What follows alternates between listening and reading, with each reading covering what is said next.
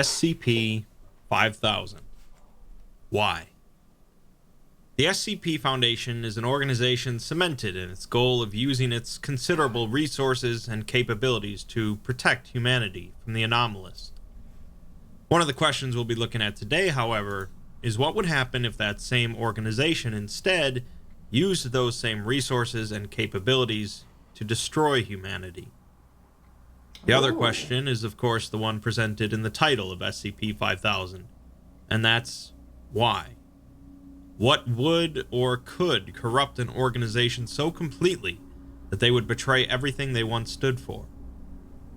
Strap yourselves in. It's going to be a wild ride. Despite that buildup, SCP-5000 itself is pretty benign, with a safe object class kept in a standard storage unit. The object in question is a mechanical suit, currently broken, with its internal schematics identifying it as an absolute exclusion harness, designed by none other than the SCP Foundation. Based on what they can deduce, the suit, when functioning, would provide the wearer with a number of protective benefits, but currently it's only capable of basic file storage. It's the files contained in the suit's storage that we're really interested in. The suit first appeared in a flash of light, probably not unlike a Terminator's entrance, within the containment cell of SCP-579. 579 is a rather divisive SCP, since its entire description has been expunged from record, and the Foundation has pretty much given up on doing anything with it because it's incredibly dangerous, whatever it is.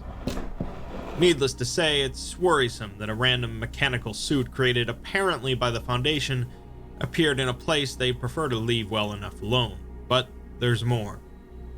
The suit, upon arrival, contained the corpse of a man who apparently died from hitting the ground after a long fall.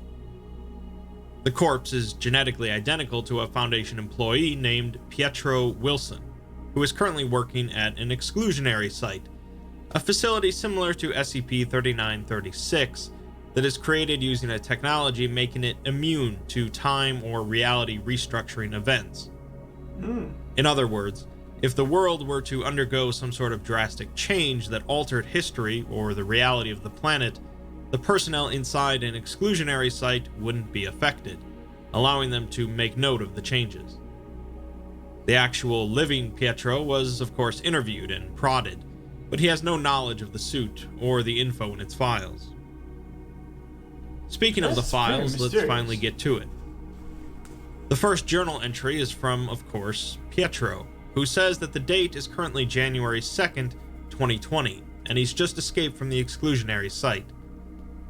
Some individuals had entered the site and killed everyone else, thoroughly, but Pietro managed to make it to the suit, which kept him alive. The next entry goes into a bit more detail, as Pietro heads for a nearby Foundation safe house used by agents in this part of the country. He explains that things started about 6 or 7 hours ago, when a mobile task force entered the exclusionary site with proper clearance, gathered everyone in the canteen, and started shooting.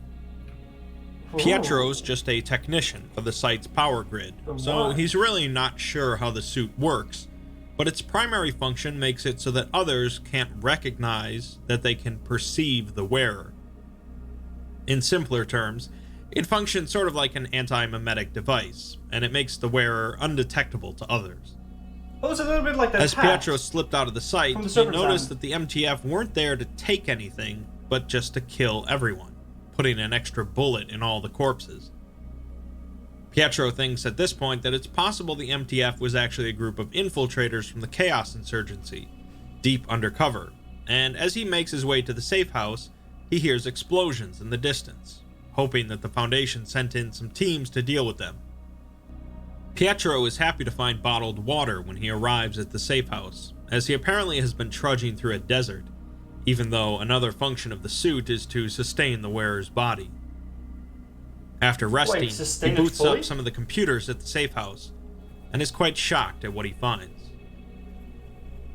The SCP Foundation had sent a message to every government, news organization, and anomalous agency in the world. That alone would be pretty startling, but it's the content of the message that is really chilling. The message reads, "The following is a message composed via consensus of the O5 Council. For those who are not currently aware of our existence, we represent the organization known as the SCP Foundation. Our previous mission centered around the containment and study of anomalous objects, entities, and other assorted phenomena. This mission was the focus of our organization for more than 100 years. Due to circumstances outside of our control, this directive has now changed. Our new mission will be the extermination of the human race. There will be no further communication." Oh, but why though? That's right. the real question. The Foundation declared war on humanity, but interestingly, they had the decency to let us know first.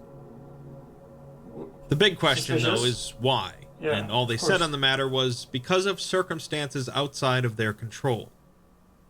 Since the Foundation are pretty much the spitting image of control, it's rather puzzling. But we'll get to that.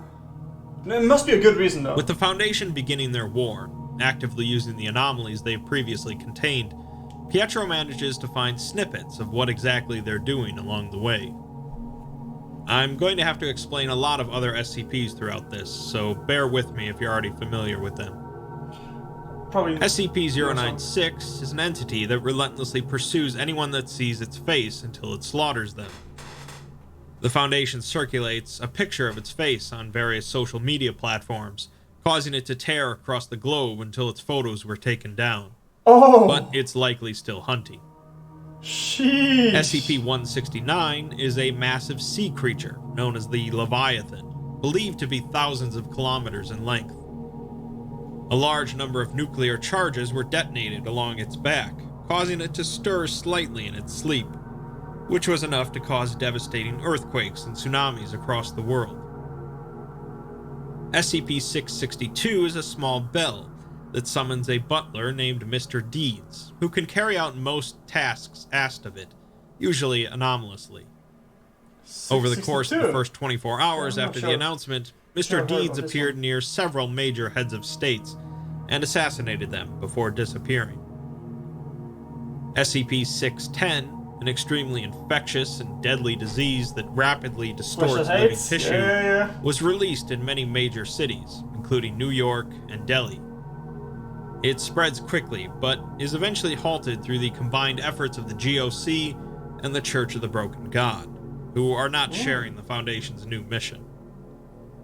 SCP-682, the hard-to-destroy reptile, is simply released, which is bad enough. Fair. Next, we get some news footage of a reporter at an evacuation tent in Sweden, set up by the Global Occult Coalition. Patients are being treated by doctors in full protective gear, and the reporter repeats the GOC's orders to all residents that have not already evacuated, that they should seal themselves inside of their homes as quickly as possible. A doctor calls out to a nearby GOC soldier, telling them that a patient just died, and they should get the eraser ready. The reporter runs out of the tent into a field containing a number of similar tents. In the tent she just left, a loud buzzing sound can be heard, and several flashing lights can be seen. Thick smoke pours out of a gap at the top of the tent. The reporter recovers herself and continues, telling any residents still in a compromised area to keep a careful watch over those around them, and if any of them begin exuding a noticeable minty smell, they are to be quarantined immediately. This is all very likely a reference to SCP-447, a small green sphere that exudes a greenish slime. I haven't heard about the slime is edible, with a minty taste, and has various enhancing properties, but it's incredibly, horrifically dangerous if it ever comes into contact with a dead body. What exactly happens is expunged from the record, but it's bad enough that the GOC is working diligently to completely erase dead bodies from existence before it happens. Pietro muses that with all of the supplies in the safe house and the exclusion suit, he could survive for years here, but he's conflicted between sitting there without knowing what's going on in the world and not really wanting to know what's going on. He recounts a story from his youth when he was really into detective tales, and he set out to find what was knocking over his dad's potted plants. He set up a camera and found it was a stray cat, and his dad proceeded to kick it to death. He figures that everyone would have been better off if he had just minded his own business. In this situation, though, he'd rather do something than nothing, and with the exclusion suit, he can simply be a tourist at the end of the world. Fair, but He leaves the safe house and heads towards though? Site 19, the nearest researcher? real Foundation facility, in search of answers. On the way, he manages to spy on a Foundation MTF in a clearing, lined up in a row. The commander of the team proceeds to pull out a knife and stab the first soldier in line in the shoulder, to no effect. The commander continues down the line, stabbing each one in the shoulder with no reaction, until reaching the 8th soldier, who cries out in pain. The commander shouts that they've got a live one, and the rest of the soldiers open fire on the 8th. Afterwards, they move out, and Pietro grabs some supplies from the body before burying it, quite confused. Moving on, Pietro catches a radio transmission, although it sounds practically like That is gibberish. really cool. The message is intriguing. 7, 5. Can you hear me? There is a hole shining in the holes between your eyelids. I have never been to Versailles before. I want to be loved. 9. I am standing behind you now. 5. I am 2 of us, standing behind you now.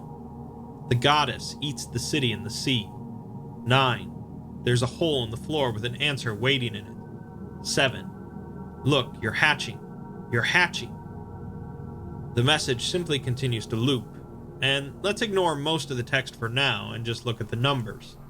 Okay. Continually looping numbers, 7, 5, and 9. Or perhaps 579. We know SCP-579 is relevant to the overall proceedings, but not sure why.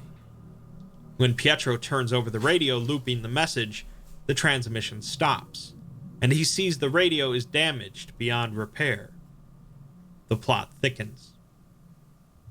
While walking through a forest, Pietro comments on how far Site 19 actually is from the safe house, since he can't risk using a vehicle without being spotted.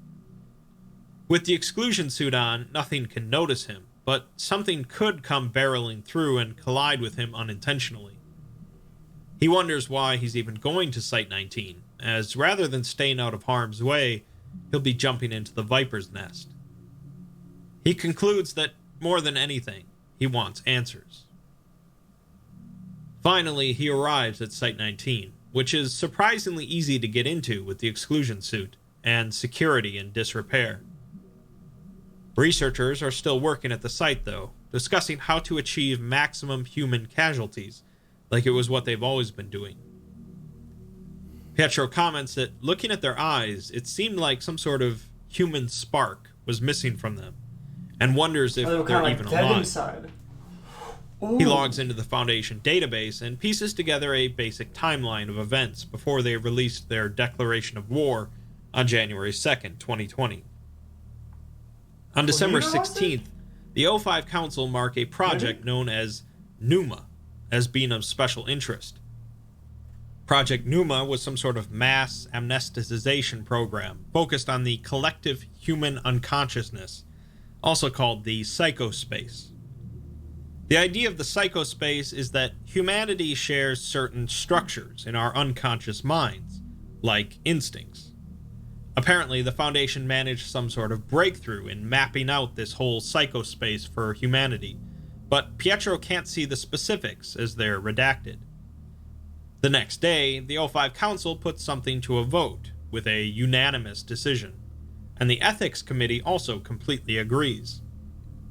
Something tells me that doesn't happen too often, but Pietro can't even see what the vote was about. Why? On December 19th, a series of now redacted instructions were sent to all senior staff members and site directors across the Foundation. This is followed by a wave of both suicides and resignations, with Dr. Gears notably resigning from the organization. December 22nd sees a number of files sent out to all remaining senior staff and directors, with instructions to disseminate the files among the rest of their personnel.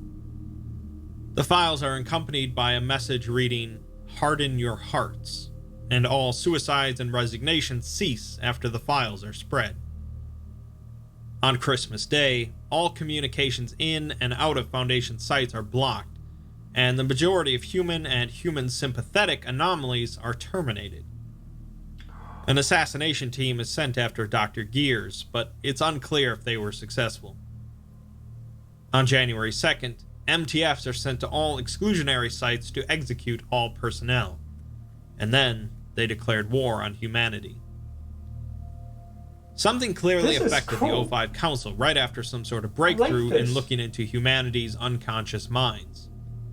It's highly unlikely that what affected them was non-anomalous, and it was able to quickly spread through the Foundation. That part isn't too tricky to comprehend, but it gets a bit more confusing when pondering what exactly this infection wants, and why they would specifically go to kill the exclusionary site personnel instead of bringing them on their side. Pietro, of course, is also quite confused, but finds more information about various anomalies the Foundation has unleashed. SCP-1370 is a robot containing an artificial intelligence that is invariably hostile to everyone it encounters, promising them doom and destruction, despite being utterly harmless.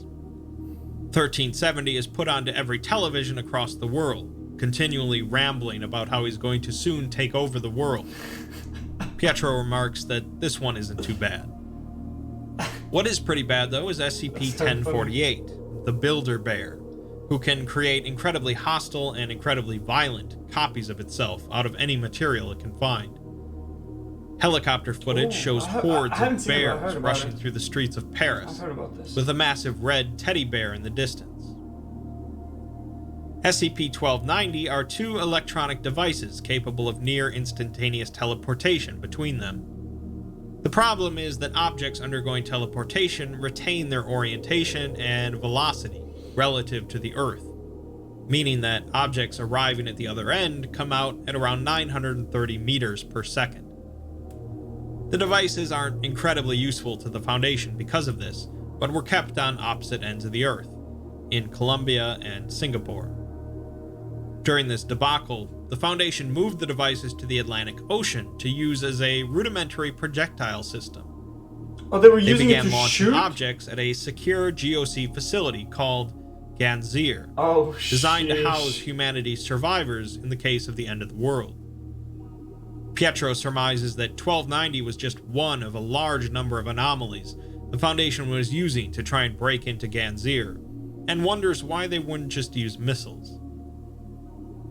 SCP-1440 is an old man that continually walks the Earth and causes increasingly destructive events when nearby anything connected to humanity, unintentionally. He's normally not contained by the Foundation, as they have no means of containing him, so they transport him to a number of different refugee camps to cause rapid devastation. It's most startling to note that 1440 seemed to have no effect on the Foundation personnel assigned to transport him, suggesting that they are now decidedly inhuman. SCP-1678 is a full-scale reconstruction of the city of London, located a kilometer underneath London. It seems to have been built for some sort of end-of-the-world scenario, and the Foundation has been keeping tabs on it. After their declaration, the Foundation completely abandoned 1678, and eventually the British Occult Service directs citizens of London down underground, since the Foundation purposefully made evacuation of the city impossible. This is London, Once right? 1678 had reached its capacity with refugees from London, the Foundation detonated a nuclear weapon they had left behind in the underground city. Some files were deleted between this and the next entry, and Pietro says that it's been 3 months since his last entry. The files in that period have been deleted somehow, and even worse, Pietro himself has no memory of the last few months.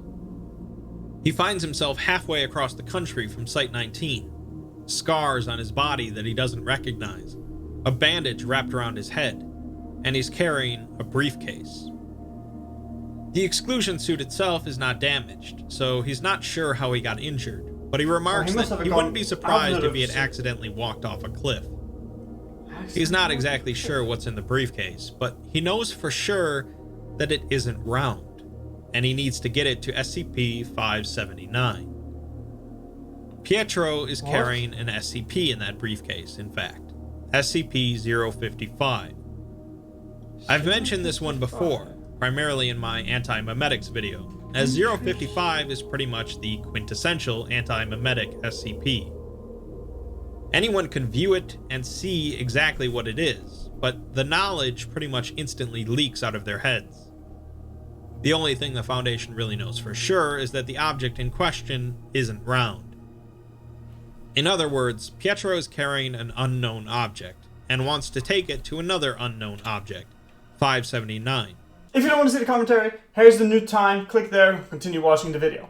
First and foremost, this is a great idea. I love the idea. It's another end of the world kind of scenario. However, only this time, it's the SCP Foundation themselves deciding to end it all. First and foremost, we gotta talk about Pierre, or whatever the fuck his name was, with the suit. I've never heard about the suit. Apparently, you can sustain indefinitely in this suit. I guess it like recycles everything, absolutely everything, and gives you back all nutrition in some manner. I guess this sounds gross to me, I'm not gonna lie, but and so with this suit, he starts traveling. The first real objective that we see, I mean, obviously he's on a site researching, shit goes down, something's wrong, he jumps in the suit, and gets back to the real world and sees how everything is unfolding. The first thing he does is go to Site 19. He does something in Site 19. I'm suspecting he's getting SCP-055. The thing is, I didn't really understand SCP-055. That's an SCP I haven't heard, and the explanation wasn't really that clear, so I'm not... Like, I'm a bit confused with the SCP. Like, it has some memetic abilities. Now, what does that entail? Does it brainwash you? Because it nearly seems like, to some degree, it is removing his ability to remember, and either forgot or deleted the entries for the last 3 months and suddenly appeared out of nowhere full of scars and bandages, pretty rough shape, with this SCP-055. The thing is, I don't want to make too many assumptions because I don't really know the SCP. There were a couple other ones that we haven't encountered, like the Butler and the Build-A-Bear, but I kind of know about them because you know, people are like recommendations, right? And coming with tales and a little bit of comments here and there, so I know what they are, essentially, to some degree, but I think the SCP-055 was the one that was vital to understand, and I'm not really sure what's happening. So, as a researcher, oh my god, let's go look it up real quick. Because I think it's an important piece of the information. I think you really have to understand SCP-055 here. At least that's how it feels like. Because it has memetic abilities, but like, what does that entail? What does it say about SCP-055? It's a self-keeping secret, an anti-meme. Information about SCP-055 physical appearance as well as its nature, behavior, and origin is self-classified. To clarify, how Site-19 originally acquired SCP-055 is unknown. But that means, so essentially what I don't know if he said it directly, but we kind of could hint that at Site-19 was SCP-055. So it's pretty clear then that the researcher with the suit was able to get to Site-19, he was in there, he did find SCP-055, he used it, or took it with him, and somehow it seemed to drain out all information about not only the about the entries, but also about his memory for the last 3 months. Individuals are perfectly capable of entering SCP-055's container and observing it, taking mental and written notes, making sketches, taking photographs, and even making audio/video recordings. An extensive log of such observation is on file. However, information about SCP-055's physical appearance leaks out of a human mind soon after such an observation. Individuals tasked with describing SCP-055 afterward find their mind wandering and lose interest in the task. Individuals tasked with sketching a copy of a photograph of SCP-055 are unable to remember what the photograph looks like, as are researchers overseeing these tests. Security personnel who have observed SCP-055 via closed-circuit television cameras emerge after a full shift, exhausted and effectively amnesiac about the event of the previous hour. Yeah, so essentially, it leaks out of your brain. That sounds really weird. That sounds weird, but you know what I mean. It leaks out. So your understanding of it kind of disappears, it seems. Which is kind of intriguing, and it really gives a nice sort of overview of the entire situation. You get that red thread that binds it together. But let's go back to the actual humans, to the SCP Foundation, to the staff, the members. Now, throughout this story, we are continuously seeing that they're not really human, if that makes sense. They're not really people. Something has happened. Time and time again, we see them acting strangely, weirdly, in this sort of deadening sense. The earliest evidence that was given was that, there was a mobile task force, right? Men were sitting, waiting while the sergeant went and stabbed them in the right arm with a knife. And no one reacted, not even a little bit. Which is interesting, because it was seemingly coordinated. And at the last man to be stabbed, he was alive, and he was like, boys, we got a live one. Shoot him. It's nearly like the SCP Foundation members are brain dead. I would nearly say brain dead, like they're not there. And it's also evident when it comes to the old man, or the old wandering man. It's not the old man, because that's different SCP, but the wandering man, I suppose. That, wherever he goes, catastrophes happen. And none of the catastrophes happen towards the SCP Foundation, which probably means that they're literally dead, in a sense. Like, they're literally not there. Their facilities are still operating, but they themselves are not there. So, the first culprit is, of course, some sort of cognito hazard. Other one is, perhaps something more akin to a god. It's a possibility too, I suppose. So one thing that I really love about the story so far is that they keep is that the SCP Foundation keep using SCPs that we are familiar with. Whether it's the Goliath, whether it's O96, they keep reusing these SCPs that we know very, very well. And I love that, because usually when we do like a big story like this, I'm always confused, like, oh, what SCP is that? Oh, I've never heard about this. Oh, what the fuck is that, right? However, now it seems that we are quite aware. I just really like that they reused SCPs that we have already encountered, discussed, talked about, reacted to. I will say though, it was a little bit weird how they used 682 in the story. At least so far, they were like, oh, let's just release him. It's like, how about you drop him into a volcano or something and he would just shred everything. He's a hard-to-dying lizard. Man will just grow to the size of a mountain and wreck everything. You know what I mean? Like, if you really want to destroy everything, why not send 682 to the sun? Like, do something. Instead of just being like, oh, we'll release him. Hey guys, it's good enough, we'll just release him. It's a little bit like, dude, you can do a lot more with this guy. Like if you really choose to, you can do a lot more with 682 here to destroy a lot of people, you know what I mean? Not to be too, like, wrongly focused. I do think that was a little bit like, really? This exact scenario has occurred before, in SCP-2998, another subject I've covered in a video. In that ordeal, when a strange alien race took control of humanity, a Foundation agent takes 055 into 579's containment chamber, fitting a round peg into a square hole, as it were, which resets the timeline. Pietro seems to be heading to do this exact same maneuver, but isn't sure why. Not bad. As he continues walking across the country, he remarks on how far the containment unit for 579 is from Site-19, and the only way he knows where it is at all is because of some documentation he has, which he isn't sure how he obtained. He's walked past thousands of corpses so far, including a child in a house he was scavenging from. He thought at first Oh, the child man. had just been shot in the head, but when he went to bury him, he saw hundreds of pale worms wriggling underneath the boy's skin.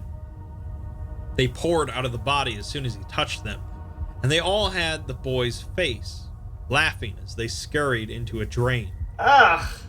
Pietro decides not to Nasty. bury anyone else, and struggles with continuing on his journey. He discovers that if he starts to get overwhelmed by his situation, all he has to do is open up the briefcase, and he suddenly finds himself miles ahead, feeling good about himself. 055 seems to be wiping out more than just knowledge about itself, but also entire blocks of time. Pietro finds a laptop in the corpse of a Foundation agent, half buried in the woods. He finds more info on some anomalies that the Foundation are using against humanity. SCP-2000 is a facility under Yellowstone Park that can be used to recreate humanity in case of a disaster. The Foundation decides to trigger the eruption of Yellowstone, completely destroying SCP-2000 and blanketing most of the country in ash. This is interesting to note, as it means that the Foundation isn't just intent on wiping out the current crop of humanity So it and never rebuilding occurs it, again. but instead is intent on obliterating humanity completely. Oh. SCP-2200 is sort of That a is tricky peculiar. SCP to summarize in a sentence or two, but basically it's a sword that causes victims killed with it to be recreated on an island in metal form. These metal copies retain their former memories and personalities, but don't need to eat, drink, or sleep. But they can still die in this form as well. The Foundation managed to mass produce these swords, which teleport to individuals who are likely to use them, and the island where the metal copies appear is now overflowing, with living copies trapped under dead ones. Probably not the most effective strategy the Foundation has come up with, but there you go. No, but it's torture. SCP-2241 is a 7-year-old boy with fledgling reality bender abilities Right? that the Foundation was previously studying, with the O5 Council interested in raising him as a useful tool. Seems they got their wish, as 2241 is now being used to wipe out refugee camps, and they're sending him over to the bunker at Ganzir, since they're still having trouble breaking in. That's crazy. SCP-2466 is an app on a smartphone that plays out like a battle from the Pokemon series of games, with the player fighting against a Mega Charizard X. The app compels residents of a specific town in California to carry out certain actions based on the Charizard's moves, which range from socially disruptive to violent or suicidal. This app was used by the Foundation for some time until it permanently crashed, presumably because there were no residents left in that town. Again, not incredibly effective overall. SCP-2639 are 3 individuals who somehow got trapped in a server running the video game Quake, and are able to manifest occasionally in the real world for a short time, carrying out a death match that is capable of destroying structures and killing non-participants. Since the individuals can't die, possess heavy firepower, and are exceptionally bored, the Foundation had previously recruited them as an MTF, sent into extreme situations requiring the elimination of hostile non-human targets. The group of 3 were average teenagers, and really didn't want to harm anyone. In this situation, the Foundation sent them into survivor communities and opposing groups to kill everyone present, telling them that they were monsters that have escaped from containment. The 3 soon figured this wasn't the case, and after a short time, have ceased all hostile activities for the Foundation's behalf. Okay. Pietro makes a journal entry about sitting near a campfire in his suit with a group of GOC soldiers who don't know that he's there. He appreciates the company regardless. The GOC soldiers don't really seem to have anywhere to go at this point and are simply wandering.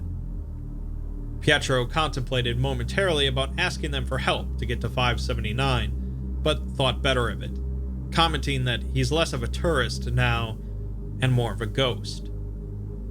He does tap into a GOC database while hanging out near the soldiers though, and retrieves an interview log from inside Ganzir. The interviewer is a commander with the GOC, Morrison, and the interviewee is a captured MTF agent, Ross. Morrison had captured the MTF when they were trying to sneak into the bunker, and so far none of them had spoken at all except for Ross. Ross says it's because they've met before, during a joint operation between the Foundation and the GOC a few years ago. When they caught the MTF, they had been trying to sneak in with a group of refugees. Upon being noticed, the MTF opened fire into the crowds before being captured. When asked if he thinks that's crazy, Ross simply laughs, saying that the GOC are crazy as well if they think they can do anything to stop the Foundation. When threatened with enhanced interrogation, implying torture, Ross laughs again and says they can do whatever they want, since he's not afraid after realizing that you're not supposed to feel pain. Morrison asks what he means, and Ross hesitates, telling him that he wouldn't want him to say. Morrison responds that he does, but Ross says he wasn't talking to Morrison. Upon further pressuring, Ross acquiesces, but what he says is inaudible in the recording. The doctor present in the room tells him that he'll have to speak up, as the microphone only has so much gain. What Ross says next is removed from the record, but both Morrison and the doctor can be heard loudly screaming, with the sounds of wet cracks and rushing wind heard. Ross says they've done this to themselves, and he had warned them. He really liked them, so he was trying to be nice. He remarks that they fight in the light, so you can die in the dark. This is a twist on a common Foundation motto, we die in the dark so you can live in the light. Yeah. The log ends with Ross calling them disgusting, and Pietro notes that right after this, some emergency resulted in the destruction of Ganzir.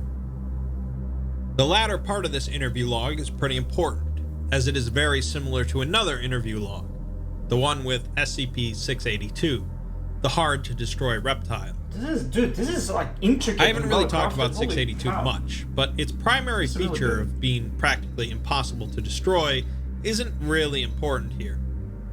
What is important is its hatred of all life.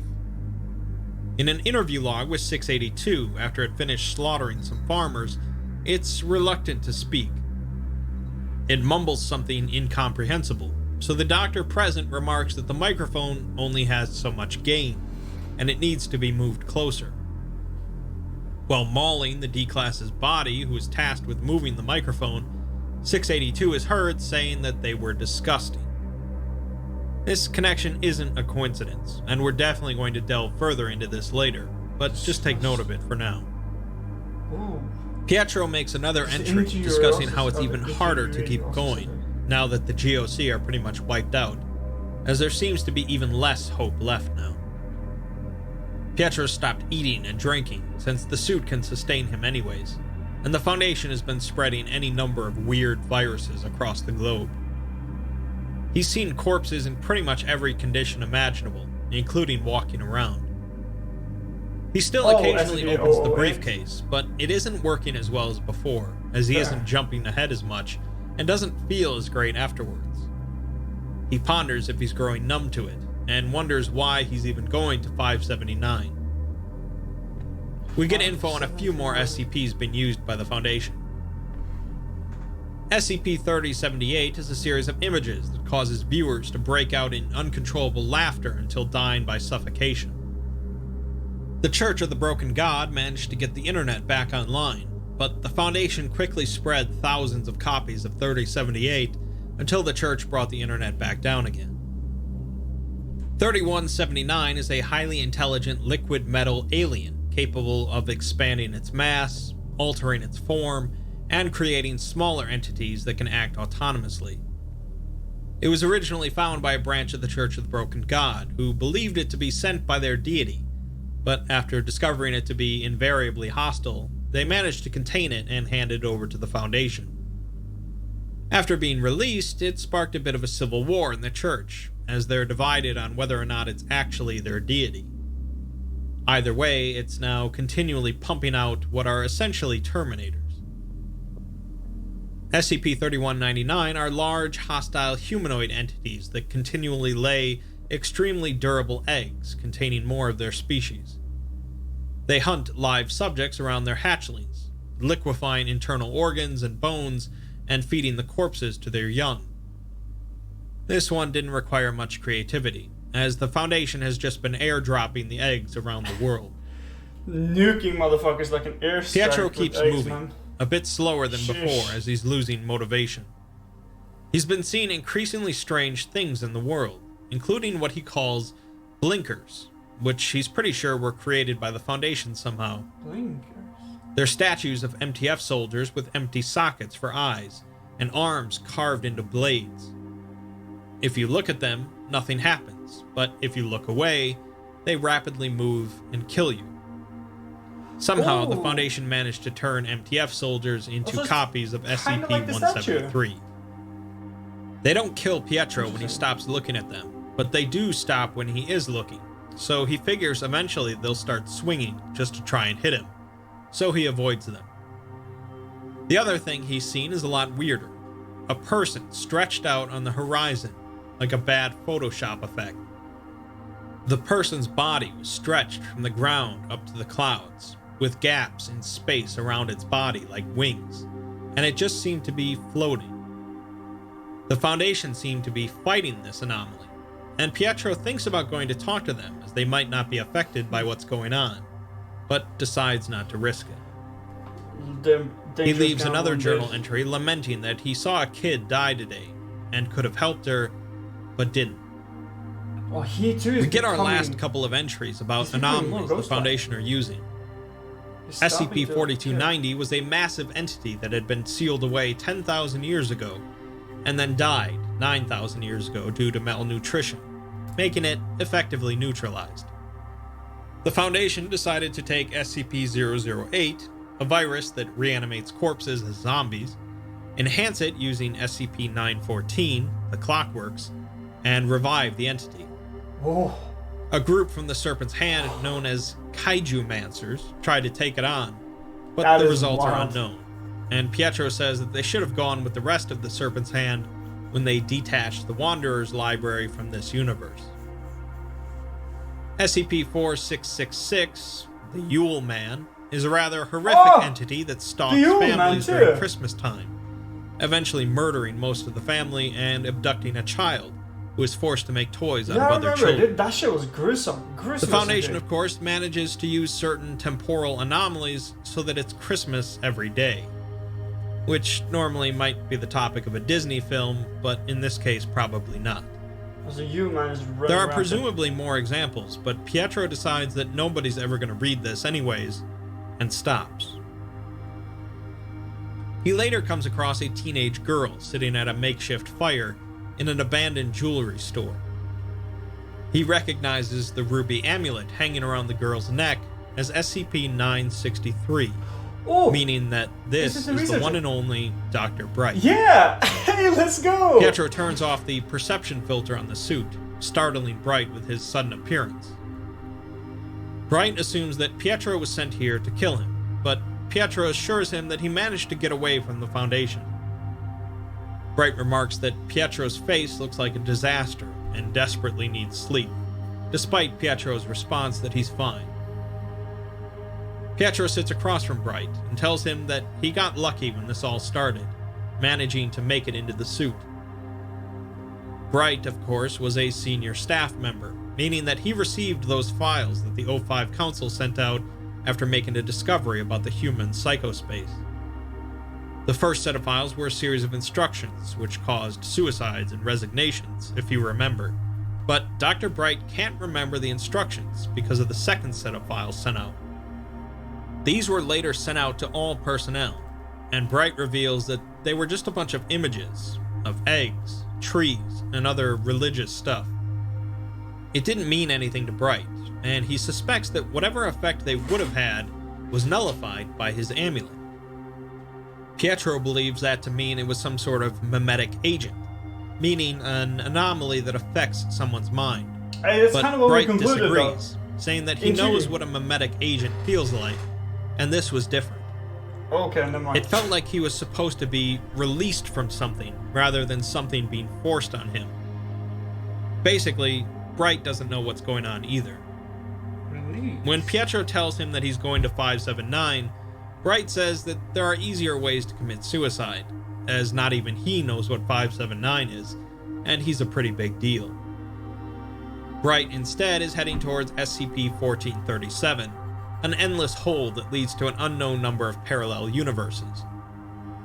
Bright plans on throwing the amulet down the hole and seeing where he wakes up. The two wish each other luck and part ways.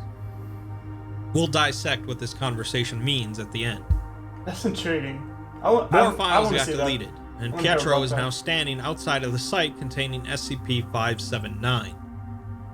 He doesn't see any guards, and security seems to be completely down, as if the place has been abandoned for quite some time, despite it being supposedly an extremely high-priority facility.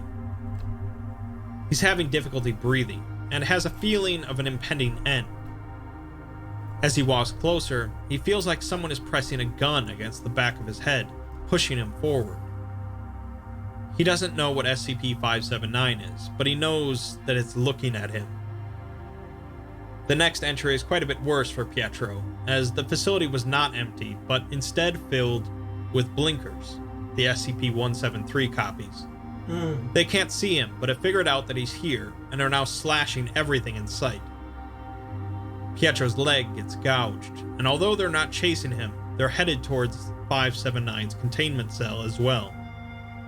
Pietro makes it there first, sealing the door behind him as they start to slash through it.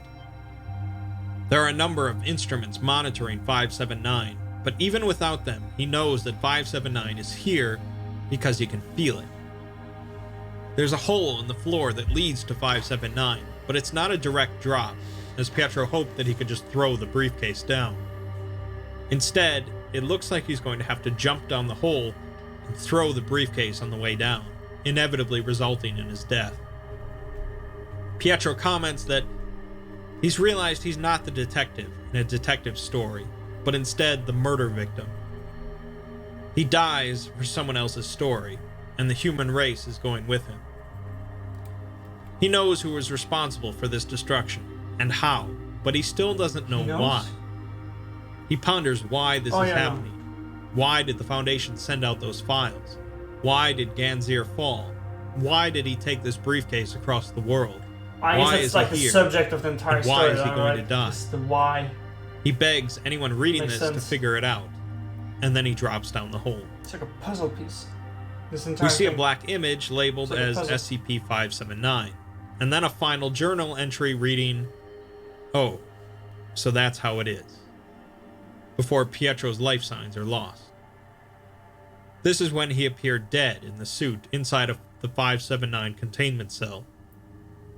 I've already explained what happened there, bringing 055 and 579 together to reset the timeline, but it's finally time to explain why. Ooh! There are clues sprinkled throughout this entire article that we can piece together, but the black image at the end is a big one. Hidden in the image is a secret dialogue between two members of the O5 Council. One is looking at a document with shaking hands, asking if this is confirmed. The other nods, saying that they got the report from Numa staff yesterday. It's everyone, even the Council. The first overseer notes his incredulity at finding himself agreeing with that damn lizard. They'll have to disseminate a cure among personnel before they get things underway, because it'll try to stop them otherwise. The other overseer asks God to help them, but the first rebukes him, saying that that's it talking. We know the lizard referenced is 682, who is critical to this piece, but what they're referring to as 682. It is a bit more nebulous. Let's go back to Project Numa, which discovered something rather startling in the human psychospace. This means that they found something intrinsically present in the unconscious minds of every human, and it was startling enough to cause the Foundation to want to wipe out humanity. What's more, this discovery led the O5 Council to agree with SCP-682, who despises all life. The Council spread a series of instructions to their senior staff members, which we don't get to know about, but it did lead many of them to kill themselves or resign.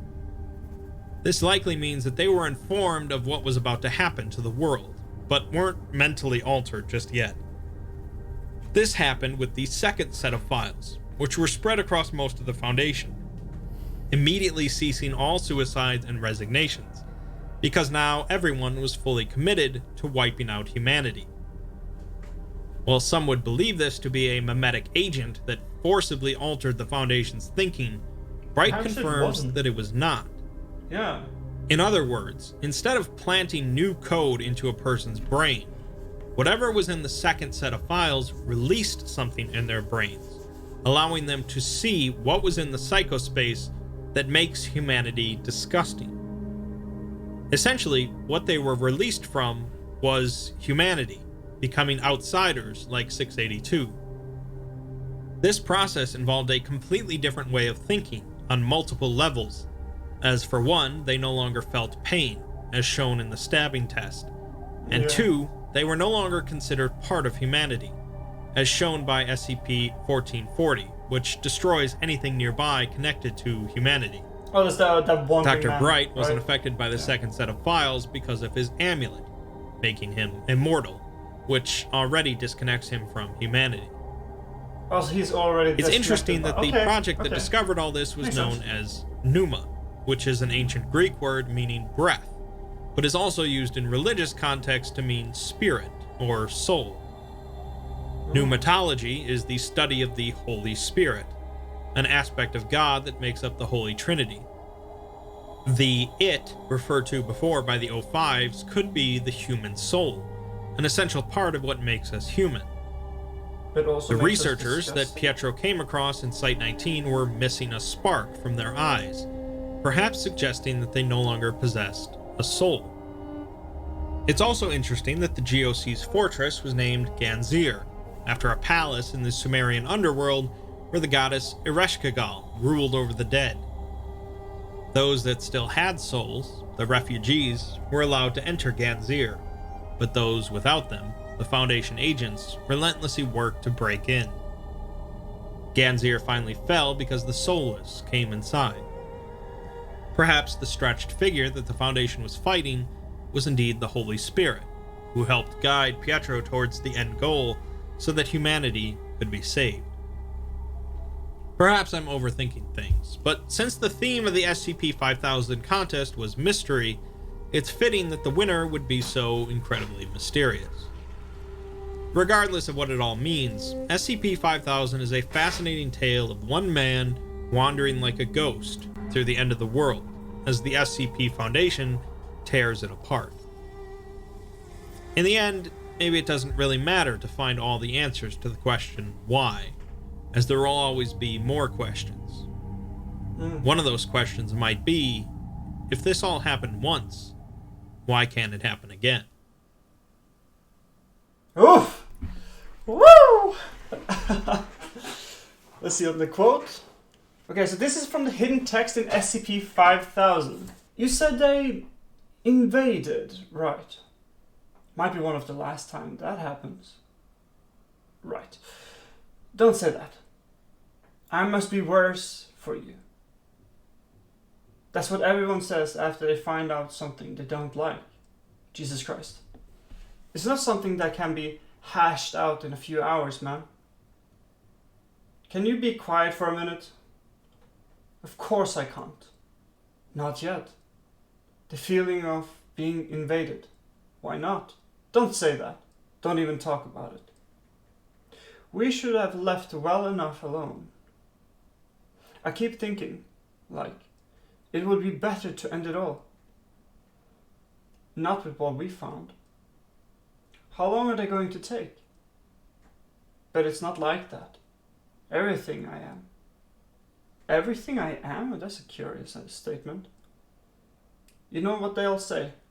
It is me. It is over. It will take time. You're germophobic, right? Did you get a reply? We shouldn't have looked. You too. I doubt anyone is going to be talking about anything else anymore. I feel sick. And there we have it. Okay, so first thing we gotta do is go and look up on the SCP Wiki, because there's SCP-579, I'm not sure. I'm not sure what that is about or who it is. Yeah, it doesn't say what SCP-579 really is, so if anybody has a better idea of what it is, that would be very helpful. Because it just says how to control it. It has some addendums, some timelines of, data expunged, data expunged, data expunged. It's now contained, data expunged. It's now moved, data expunged. It's a lot of like that, but we don't really know what it is. It could be a being, it could be a fucking bouncy ball. We don't know. That's unfortunate. Okay, so I guess that's kind of confusing, I'm not gonna lie. So we don't really know what 579 is, which is so unfortunate because it's very clear, it's central to the story. Although he did mention that, you know, if you bring SCP-579 together with SCP-055, that it will be like a reset. It would be in some manner. Now I'm not really sure what he means by a reset. Could be many things, right? It could be essentially just wiping all memories of everything. Or it could be something, at least that's what I kind of think it is. It's such a great story because it kind of combines some classic SCP like from 682, right? And he takes this notion of humanity is disgusting, at least to 682, to a really like, to the uppermost point, if you will. At least I think so. Like, humanity is disgusting. And through discoveries of the human psychospace, which is not something I've heard of either, they've discovered some kind of truth, something about humanity, of which is disgusting. Now, I do wonder what is disgusting enough to be like, I think we should kill everyone because of this. It's a little bit strange, right? It's like, what did they find? Like the original sin? Like what is this? You know what I mean? Like it had to be something fundamental. Like we know it's something fundamental about people. One of the SCPs they mentioned was SCP-1437. Now that's not an SCP I know too much about, but we do know that Dr. Bright goes there and throws the amulet in this scenario. So let's go and jump over to SCP Foundation and read a little bit on the wiki what 1437 is. Description. SCP-1437 is an apparently endless hole measuring 3 by 3 meters located in the Boop Desert. Attempts to dig into SCP-1437 from the side results in digging encountered solid rocks where logic would dictate SCP-1437 would be. SCP-1437 is thus only accessible from its entrance above ground. Objects have been known to periodically emerge from SCP-1437, which they kind of mentioned in the story, I suppose, in like a brief description. Was essentially it's a hole that leads to many other dimensions, and whenever you drop something in it, it goes somewhere else, right? And the vice versa, right? So in a parallel universe, somebody drops in a ring, the ring comes to our side, I'm guessing. Because they have like a list of objects that have come out from 1437. It's quite intriguing. 1 US quarter, interesting enough. Large quantities of dirt and rocks. Oh, it's probably somebody who's trying to fill up the hole. A map of North America written in Spanish. A photograph of a skyline believed to be a radically altered version of New York. Several discs made from solid gold. Cool. Numerous individuals, most of them who wore D-class uniforms, emerged from SCP-1437. All of them were dead on arrival. All emerging individuals carried documents which appeared to be their respective universe documentation on SCP-1437. It is currently believed that these D-class personnel in previously mentioned documentations were sent as a gesture of desire of cooperation.